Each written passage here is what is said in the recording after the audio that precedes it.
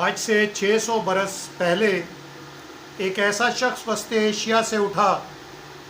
جس کا کل اثاثہ چند مویشی اور تھوڑی سی اراضی تھی، اور اس کا خاندان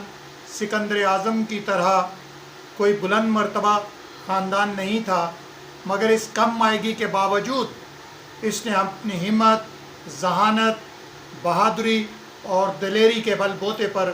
ایک ایسی قوم کو اپنا گرویدہ بنا لیا جس نے اس کی قیادت میں اپنی لرزہ خیز یلغاروں اور فتوحات سے دنیا میں تہلکہ مچا دیا۔ تاریخ عالم کے اس عظیم ترین مسلمان فاتح کا نام امیر تیمور خان گورگان تھا۔ امیر تیمور نے نصف صدی کی عظیم فوجوں کے یکے بعد دیگرے شکستیں دیں اور بے شمار شہروں کو کھنڈرات میں تبدیل کر دیا۔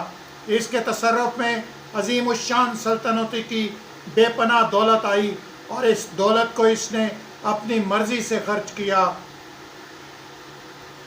وہ دشوار گزار پہاڑوں کی چوٹیوں پر ایک قلیل مدت میں عالی شان محلات تعمیر کرواتا رہا۔ اس نے سرزمین آفتاب خراسان،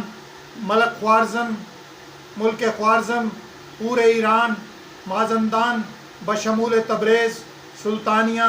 ارض حریر، ارض ابواب، آرمینیا، کوچک، ارض روم اور کردستان کو زیر کیا۔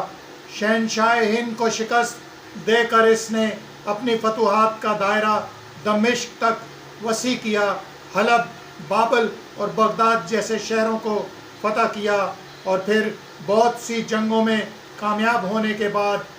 دنیا کے عظیم ترین بادشاہوں میں سے ایک بادشاہ سلطان بایزید یلدرم سے جنگ کر کے اسے بھی شکست فاش دی اور اسے اپنا قیدی بنا لیا۔